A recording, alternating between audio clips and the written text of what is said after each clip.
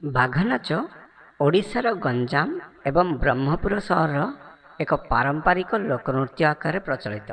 ଏହି ଉର୍ଜାଶୀଳ ନୃତ୍ୟଟି ମୁଖ୍ୟତଃ ଦଶହରା ଓ ଅନ୍ୟାନ୍ୟ ସ୍ଥାନୀୟ ପର୍ବଗୁଡ଼ିକରେ କରାଯାଏ। ନୃତ୍ୟକାରମାନେ ଦେହରେ ବାଘ ଲାଇନ୍ ଆଙ୍କି ଓ ବାଘ ମାସ୍କ ପିନ୍ଧି ତାଙ୍କର ଚାଲ ଓ ଚରଣକୁ ଅନୁକରଣ କରନ୍ତି। ବାଘ ନାଚର ମୁଖ୍ୟ ବିଶେଷତ୍ୱ ଗୁଡ଼ିକ ନୃତ୍ୟ ଶୈଳୀ। ଏହି ନୃତ୍ୟରେ ନୃତ୍ୟକାରମାନେ ବାଘର ସାହସୀ ଓ ଶକ୍ତିଶାଳୀ ଚାଲକୁ ଅନୁକରଣ କରନ୍ତି।